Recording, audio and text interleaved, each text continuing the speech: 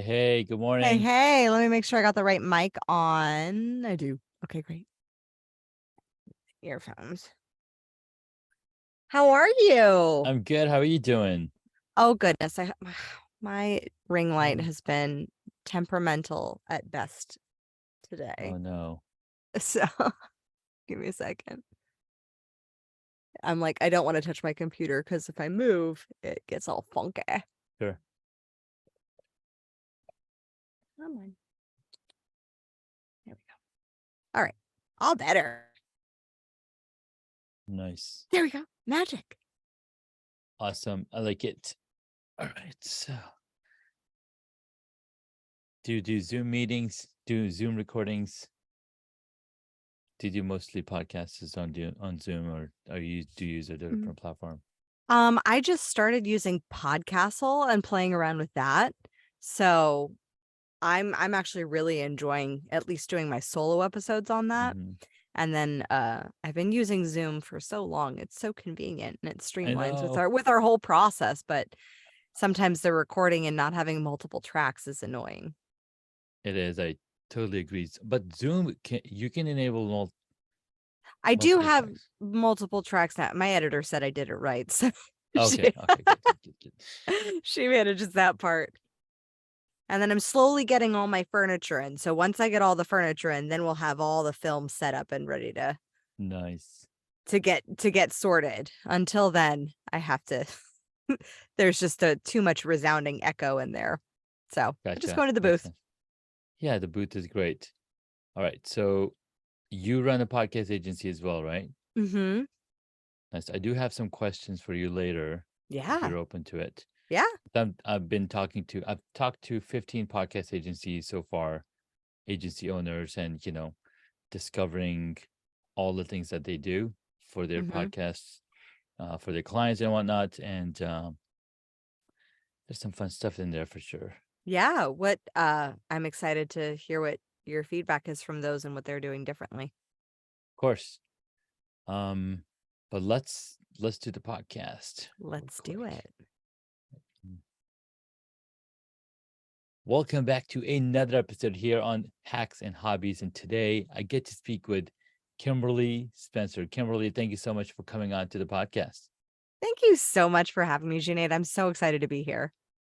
Fantastic. So, what I love to do for my audience sake is want to get the origin story. How and where did Kimberly come from? I know some people have really long journeys and some people not so much, but I would love for you to share the most apt version that can show the people a path on how you landed to where you are today. So I came from a small town called Los Angeles. It was And small at one point, right? it's like maybe 100 years ago, but but I grew up there and my parents were two entrepreneur parents. And that was great because I learned, like, my mom was literally pushing me in the stroller, passing out advertising for their business together. Yeah. So I grew up in this great entrepreneurial environment. Um, that being said, though, I did see the struggles that come with growing a business. And my father was also an addict. So Mm, that complicated some matters as well. Like there was various challenges in that arena. Um, but because I was in Los Angeles, the place where I saw that I could make the income and impact that I wanted to make was in Hollywood. And so I mhm. got started, actually graduated high school, dropped out of college 2 weeks before I was supposed to start for an acting class. And had I not been the person that I am today, like most parents would think that that was like insane. But Mhm. my parents, knowing how entrepreneurial I am, told you that light. There we go. Knowing how entrepreneurial I am, they were like, yeah, we fully support you. We know you're going to go Mhm. out there and hustle. And I started getting internships and jobs, doing production work and also learning all of the various assets of the film industry. I ended up landing my first feature film that I got to co-write with the director. We worked that process, and then simultaneously, to support myself in entertainment, I started teaching Pilates. And I realized that there was this through line of transforming people's stories, whether it was a Mm. story of transformation on film, or whether that was a story of transformation of what someone thought was possible for their body. I was constantly in the business of transforming stories. So when my dream came true at 24, big feature film, up on, the big screen, see my name, and I'm only 90% fulfilled. I'm like, Yeah. okay, what gives? Like, what is missing? And so I went on a quest, and I got immediately, not so immediately, but within like a month, I Mhm. just manifested um a person coming into my life who showed me a product that they were going to take to market. And I said, I see the value of this because I was a Pilates instructor and it was a back stretching device. I said, I could sell this. I could put this in every Pilates studio and in every chiropractic studio. Yeah. And I saw the product and I said, I don't just want to be a consultant. I want to be a partner. So I came on as president of that company. We grew the company for 2 years. My Nice. business partner and I had very, very big differences as far as how we made decisions. And Mhm. had I known or had a coach that does what I do now, we probably wouldn't have had this massive speed bumps, aka car wreck, in our Oh, relationship yeah. when he said he wanted to buy me out. Mm. And 3 months before I was about to get married. So I had the 3 months that I was about to get married. Instead of picking out napkins and cake tastings, I mean, I did the cake tasting, but with a side of like, oh, look over this legal contract. Right. And here's another nasty email from a lawyer because they don't send you the nicest emails when when you're not paying them for your side. Mhm. Um, and so I had all of these beliefs of fears and doubts that I thought I'd handled in every other area. I'd always been very audacious with my career, suddenly thrown in my face that I wasn't educated enough, that I didn't have enough experience, that I was too young, too girly, Mm. and thrown at me by professional men. And finally, we signed out the buyout agreement 3 weeks before I got married. And I walked down the aisle and I went off on my honeymoon and I was like, what do I do when I get back? Yeah. And that was when, as an entrepreneur does, I brainstormed with my husband a lot. And I, after way too many espressos, I looked at all of these passions that I'd had from Mhm. being in beauty pageants and writing and film and health and fitness, and I saw this holistic picture of what success could be, and I immediately leaped off the couch and I said, crown yourself. And my husband's like, what's that? And I said, that's the name of my company. He's like, what do you do? I said, I don't know. But so I immediately did what I say not to do is I went into work in productive procrastination where I bought all the things, all the nice film equipment, did all the things, but Mhm. I didn't make sales for a year and a half. And it was in that year and a half that I Yeah. realized how mired in doubt I was about my own capabilities, how I was living in a cycle of blame, shame, and complaining. Mm. And that was when I found out I was pregnant. And if you've ever like, for the parents Uh-huh. out there, like, that that changes you. Yeah. And I realized that the person that I was not the person that I wanted to raise my son. And so that was Mm. when I went and got certified in NLP, timeline therapy, hypnosis. I went to town on my subconscious mind. I immediately came back, started booking clients and growing an actual business instead of a lovely, expensive hobby. Yeah. And that's when everything started to take off. And then 7 years later, I've worked with some extraordinary leaders who've gone on to have game-changing results. And that is a very concise and beautiful story on how where you came from, the inspirations you had, the motivations, the environment that you were growing, because it is so important to cultivate the environment that we are in. And your Mhm, parents, as entrepreneurs, they know exactly what what to lead you on, or how to support, because that's something that not a lot of families know how mhm. to support an entrepreneurial mind. It Oh, yeah. right? They're always like, no, no, no, that's not for you. You shouldn't be doing that.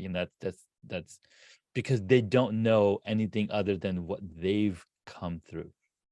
Or Tell me project, they'll project their opinions. Like, one of my yes. clients was going to her mom for business advice, and, Hmm. like, she just kind of just to talk to somebody, and I was like, you're seeking support from the wrong person who's Uh-huh. been in a corporate career for 40 years Mhm. and only one job."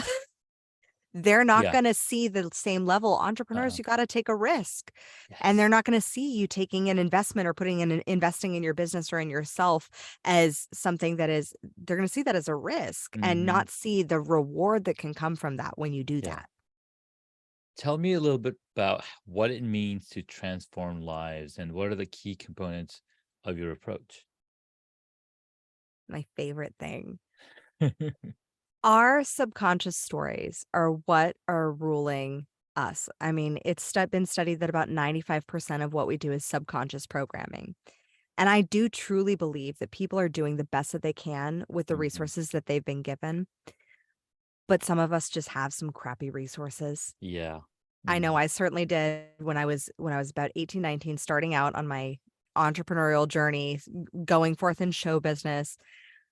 I believed I was a victim, that I was Mm. damaged, that I was broken. I didn't know how to feel my feelings. I didn't have any emotional regulation because that was the problem of growing up in an addict home.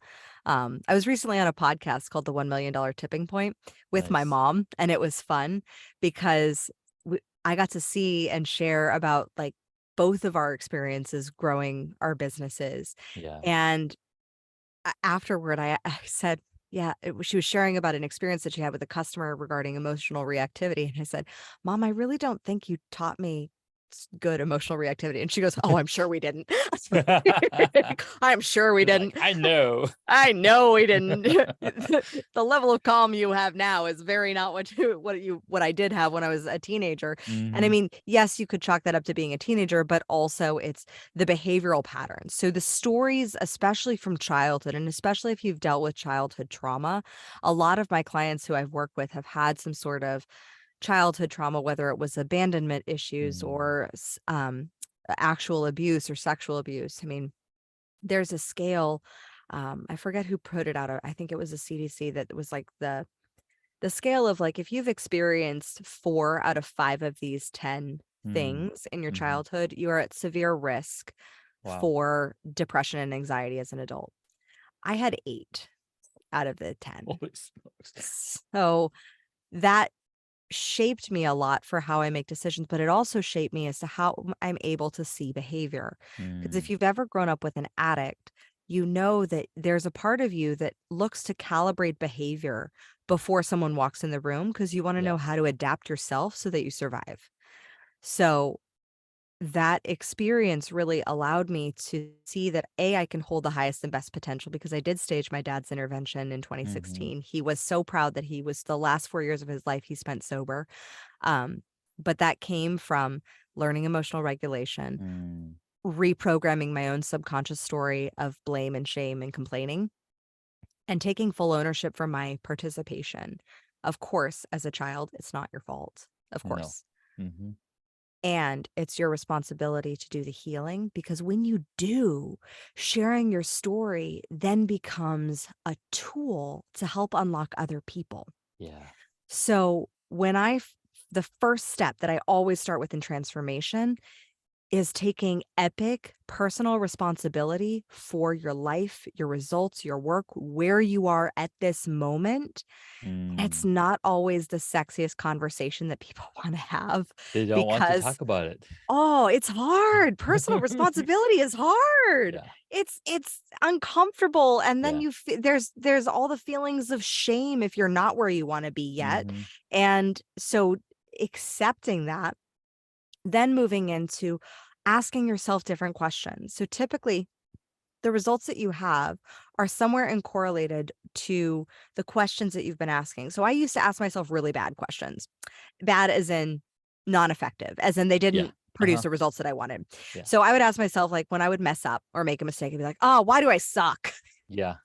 Like, okay, That's a that's terrible question. yeah, yeah. In fact, why in general is a terrible question to Mhm. ask. Sorry, Simon Sinek. Um, because it's great in Simon Sinek's role and what his Right. TED Talk was about Right. when you're focusing the question towards purpose and vision Yes. and enrolling people in the why of what you want to do, great. There has to be an intention behind it. It has to be an intentional, forward focused, solution Yes. focused question Correct. versus when it's focused in the other direction. Mhm. Ooh, you go down the shame The spiral worst. of there's Easy. excuses, there's every limiting belief, there's that thing that happened to you when you were 4 that totally absolutely is exactly why that's you're not Mhm. making money now or whatever it is of whatever goal that you want to achieve. Yeah. Like your subconscious mind, it's going to be commanded by the questions that By you the question whether we ask. Yeah. so Man. if you start asking it questions of what and how, then your subconscious mind will start thinking towards strategy because it's not you. You're No. perfect. You're amazing. You're perfecting as you are right now. You're doing the best that you can with the resources that you have. It's your strategy that you're currently Mhm. operating from that's proving to be ineffective because you're not getting the results that you want. So if it's not you, it's your strategy. Asking what and how will get you a new strategy. So when I reprogrammed myself from a 10-year battle with bulimia, it wasn't the why questions that I was asking, it Yeah. was a what and how.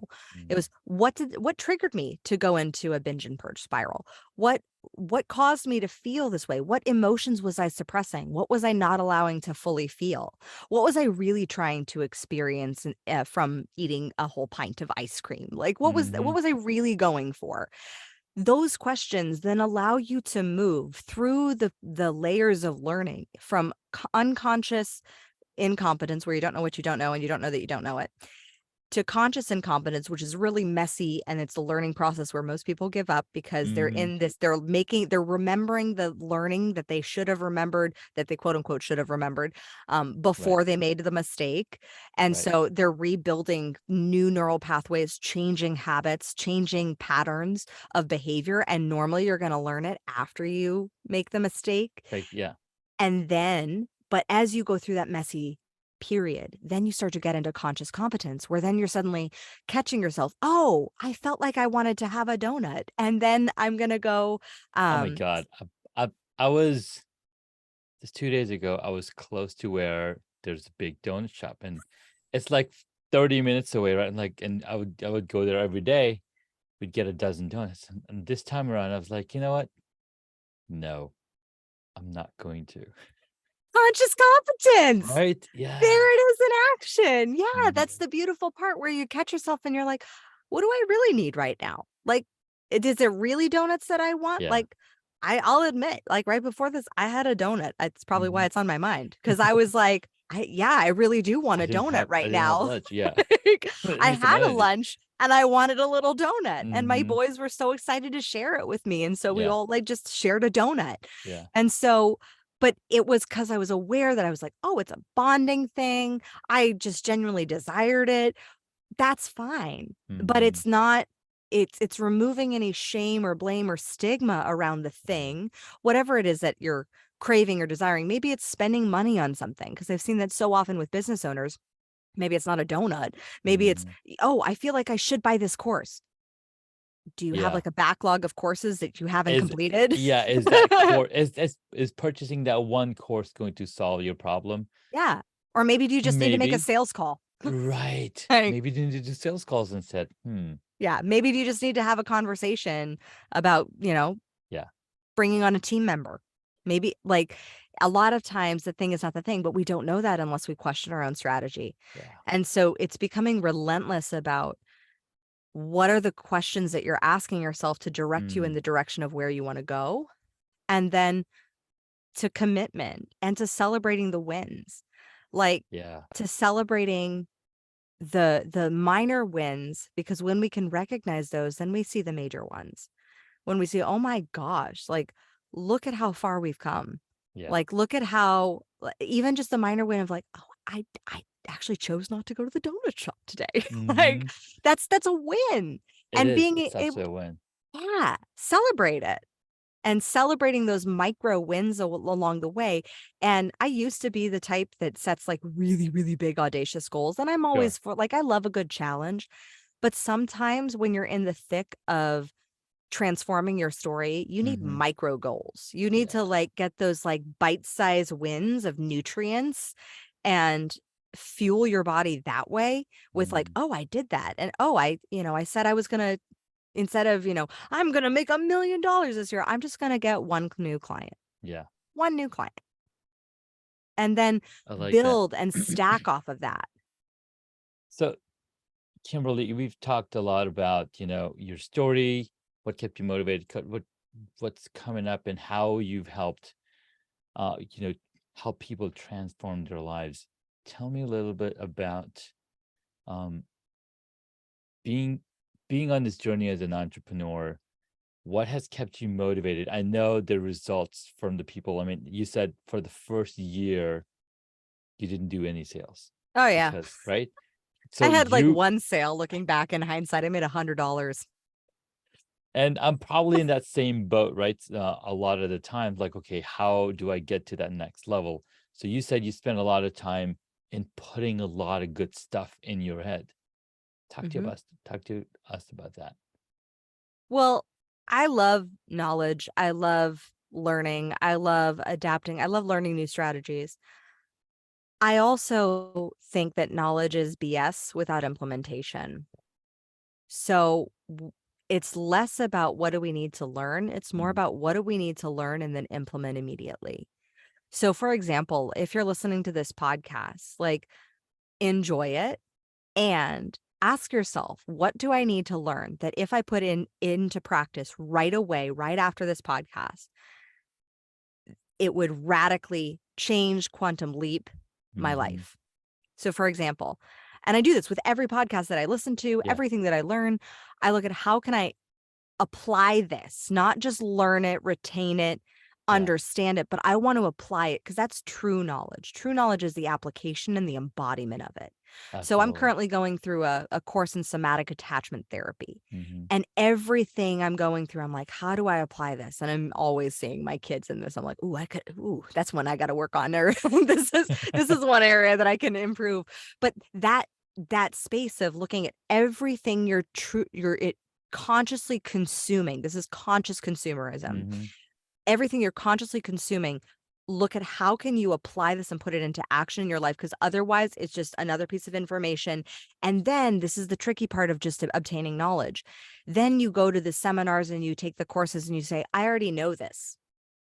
If you do it without applying it, because if you Yeah. actually apply it, you'll actually see the results and transformation. But Mhm. nothing gets transformed if it's not on the physical realm. Like we can think we Yeah. know it. We could think we We know can it. feel like, oh, I feel like I've heard this information before. But if you're not actively applying it and doing Mhm. it, nothing's actually changing. I love that. And I believe that probably inspired you to become a TEDx speaker. Yes. Yeah. That was being a TEDx speaker was my goal for the past 3 years. Mhm. And that experience was so much a lesson of divine trust and learning how to trust myself and Mhm. not worry about something. Yeah. Um, because I was in Australia. We were in Queensland during Mhm. the pandemic. We got stuck there for 2 years. Um, and we were in a great part, not the part that everyone in America heard about. We're like, "What is happening in Yeah. Australia?"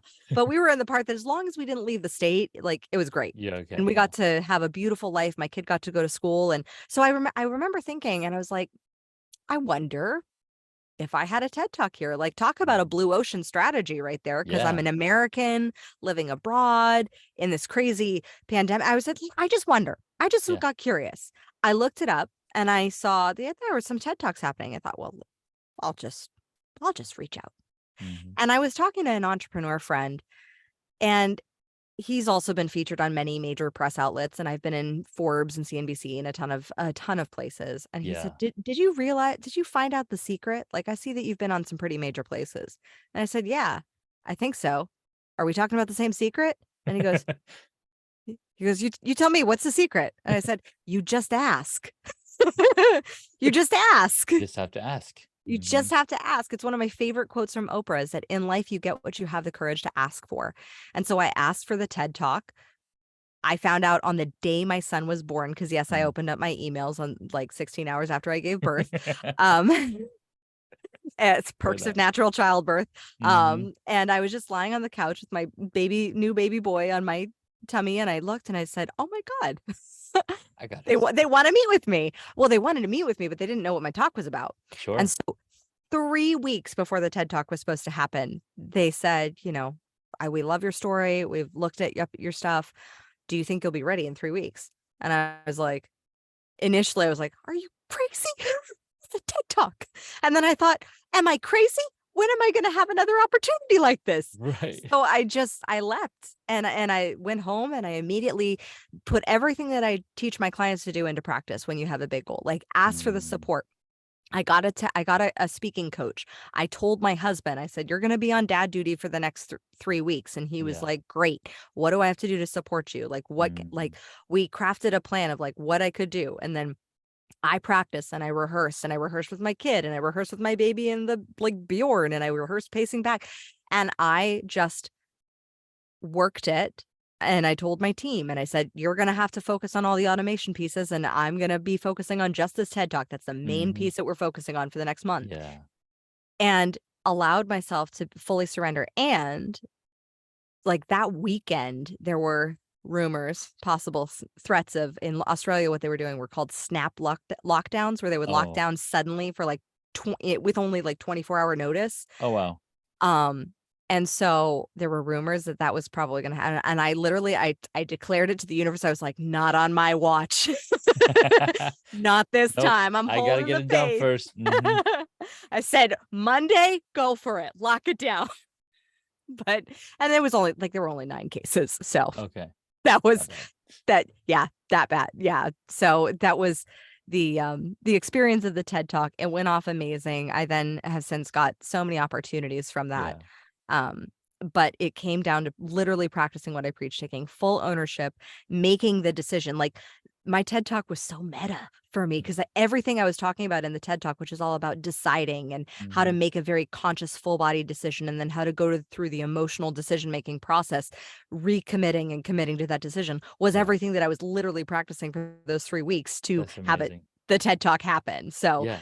Yeah. it literally was practicing. It was a very meta experience. My God, I love that. Dude, this has been a lot of fun. Let's take a quick break, and when we get back, you can share 3 hacks to take for our superpreneurs listening, and we'll have some more fun to talk about. All right, we'll be right back. Guys, welcome back. This is Junaid, and we're talking with Kimberly Spencer here. She's an amazing human being. Crown Yourself is the company that she runs. She's done some amazing transformations throughout her career in helping entrepreneurs figure out their story. So, Kimberly, you have a few 3 hacks to share with the audience. Yes. So hack number 1, if you're looking for increased energy, which I also constitute energy as money. Money is a form of energy in our 3D realm, or power, which is power is energy. Mm, Then you need to accept like,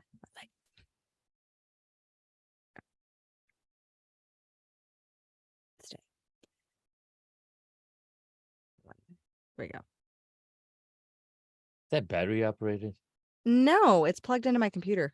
Oh, maybe it's pulling too much energy from your computer and it doesn't like it. So it might be you need to plug it to an outlet. Mm, Because sometimes the laptop will be like, hey, you're pulling too much energy from this okay. USB device. And yeah, Okay. Do I you have could a minute pause for it and me? then take 2. All right. Go ahead with the 3 hacks. You said so you start with first hack. Yes. So the first hack, if you want more energy, so by energy, I also mean more physical energy. It can be more money energy. Money is a form of energy. Power is a form of energy. Accept more responsibility.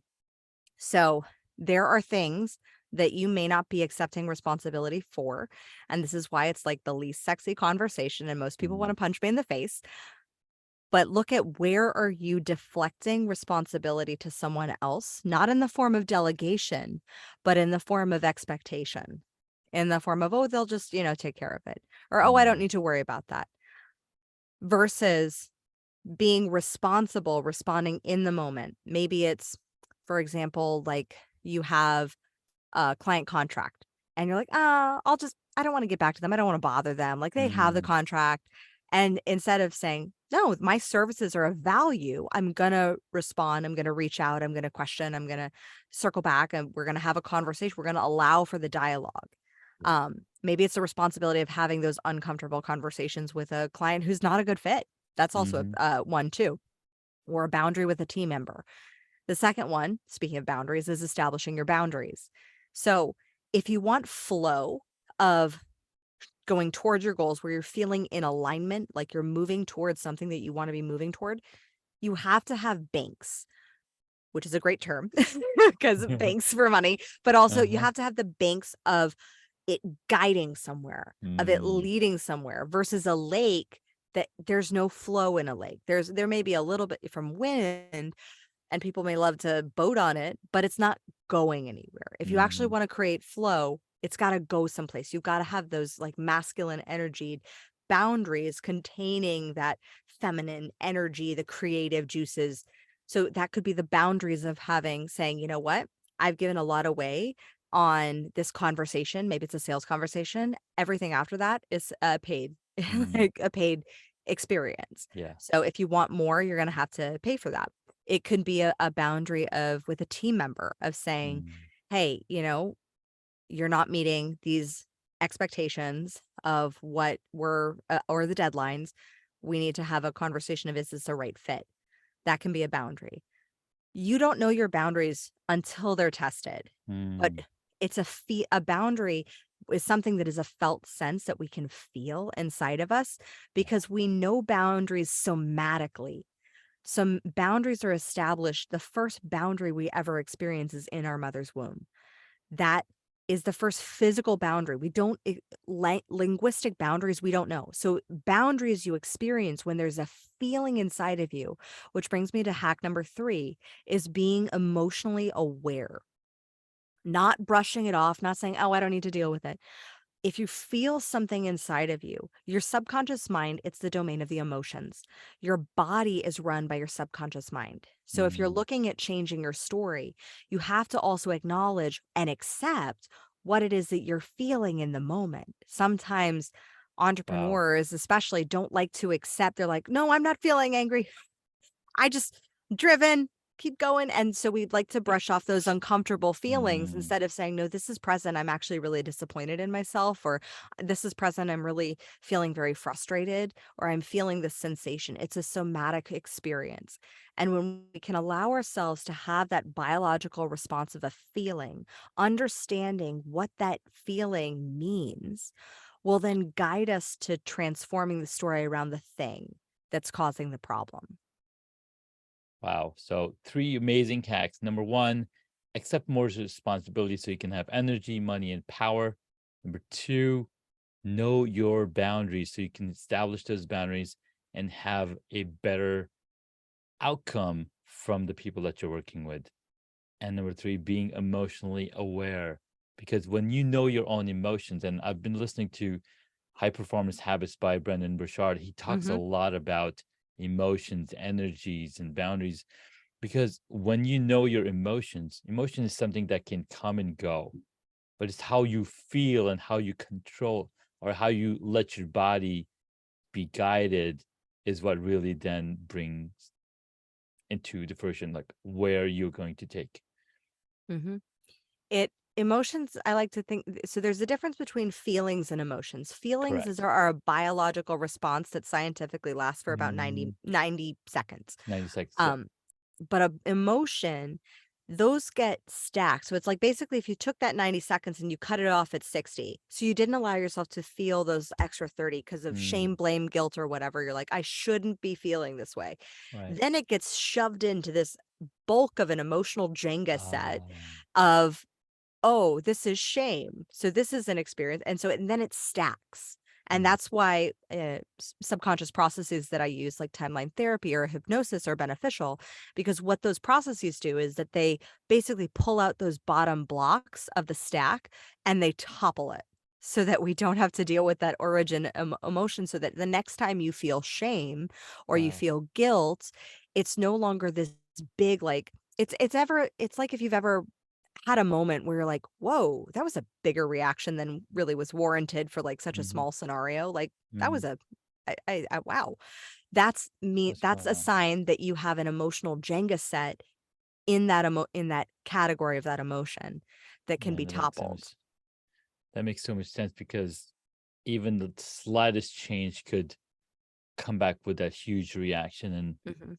I see a lot of that in my daughter building up, so I need to need to Oh, look at that, look what's going on. how old's your daughter? She's 5 years old. Well, that at 5 years old, there's a great book that I'm reading called No Drama Discipline and the Okay. Whole Brain Child.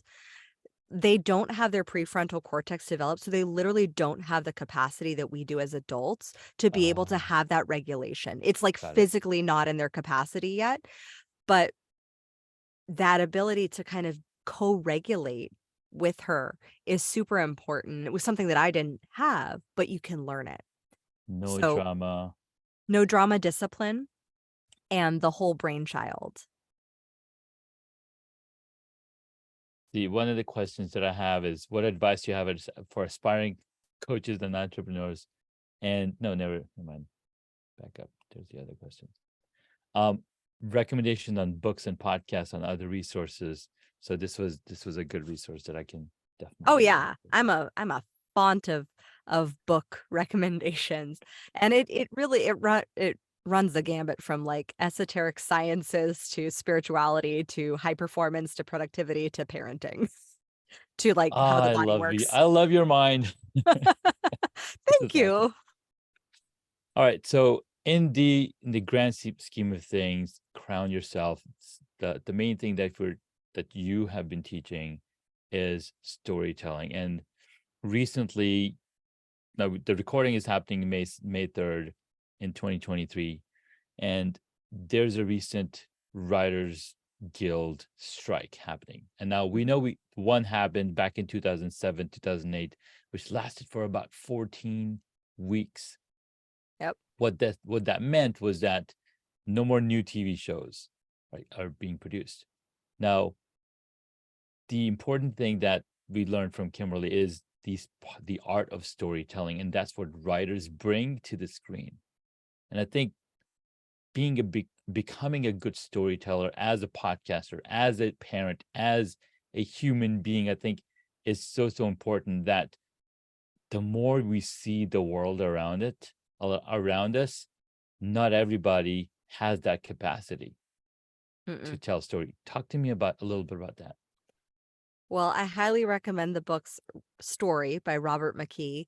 It's a hefty clunker of a book, but it's jam-packed with how to tell story, and the work of Joseph Campbell on archetypes, because story myth has been around since the dawn of how we started connecting as humans. Mhm. And one of the things is with how we tell our stories, both that we share publicly and that we share that we keep to ourselves, those are what are driving our public perception Mm. as well as our internal perception of ourselves. Ideally, our stories that we tell outwardly are paralleling, mirroring, and truthful to our unconscious stories. Yeah.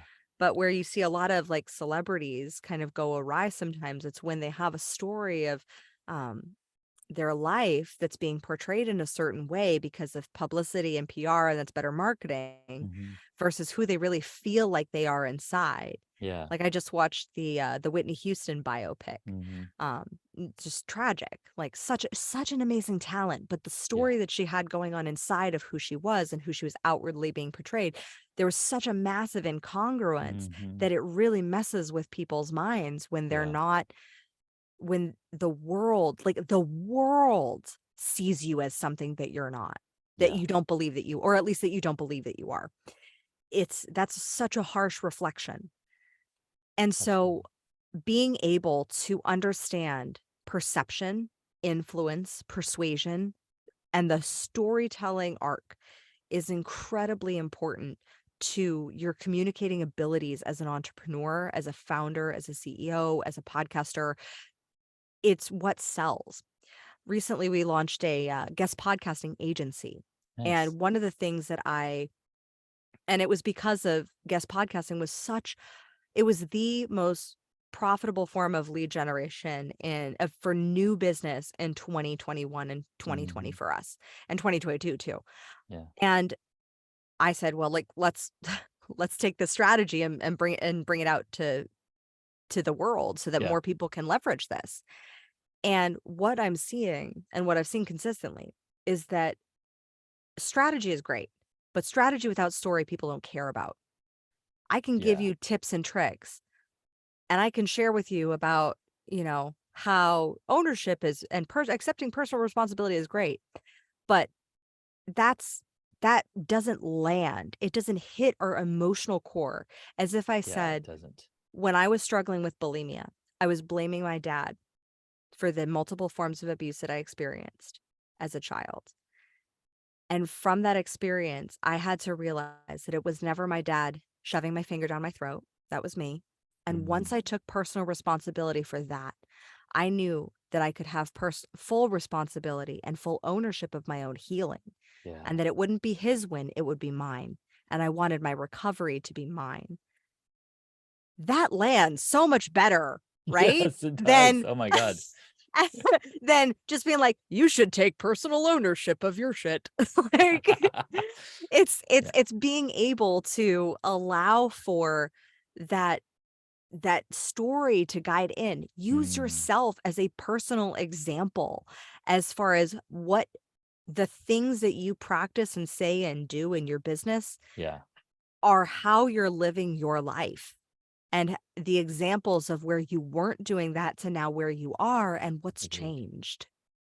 It's so beautiful. And as podcasters and being on the journey of podcasting for 5 years, we do so much personal development. It's mind blowing, right? So thank you so much for sharing your journey, your tips, the hacks, and your personal story. Now comes the point in the podcast where we do some rapid fire questions to round out this fun episode. All right. All Let's right, you ready? Let's do this. Number one, what is the one hobby that you wish you got into? drumming. Oh my God, I want to drum so bad. Yeah, drumming. And It's so I literally have my 2-year-old's drum and his tambourine, and I'm mhm, like, "Ba, ba, ba, ba, ba, ba, ba, ba." So I pretend drum. pretend drum. Oh, Yeah, I like it. Number two, what did you want to be when you were a child? a princess. Duh. Duh. My daughter says the same thing. She loves Elsa and Anna and all the princesses. It's pretty Yeah, fun. I always loved Belle. I never loved the Mm, stories of, like, Snow White or Beauty and sure, the I love Beauty and the Beast. I never loved Snow White or, like, Cinderella where they just had to sure. lose a shoe or just get kissed or, like, Right. there was no heroism in that. Like, I wanted someone who, like, faced a challenge, and this is how Yes. I've always been, Yeah. always, and then rose, conquered, took her place on the throne, found Yeah. her source of power Yeah. internally, not externally from a man. Hmm. That's what I loved. No, that's probably one of my favorite movies also, Beauty and the Beast. So well So done. good. So good. Awesome. Next up, what is your favorite movie or TV show? My favorite movie is The Greatest Showman, and my favorite TV show is Ted Lasso. So when The Greatest Showman came out, I think TikTok was called the previous version of the name. Mhm. I would do live streams on TikTok and sing along the Greatest Showman songs. Oh, it's amazing. I And at one point, we did like a live show, and I did like karaoke on A Million Dreams because I just love that song. And my Good. wife tells me that's your song because I'm always dreaming and I'm always looking forward and I'm always, envisioning great things for Oh, us. oh, same here. Yeah, my husband and I sing that all the time. Now our 5-year-old sings it with us, and he always asks Yes. for it, and I'm like, "Yes!"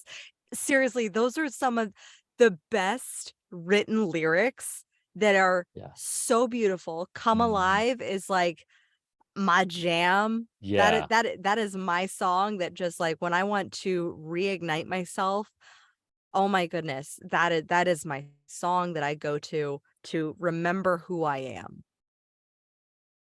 It's been a while since I listened to the song, so I think I'm gonna play them later today. Yes. Yes, the first movie that we watched as a family when we moved into our new home was The Mhm. Greatest Showman, and it was actually because my son was like, "I wanna watch that one," and I was like, Yeah. "Yes, I'll sit Yes, down and please. watch that. I'll stop everything and watch that, Yes. sure." Nice. And Ted Lasso has been so good. I'm actually rewatching the first and second season because I want to like, okay, what happened again? Oh my God. In every scene, there's like a crying moment.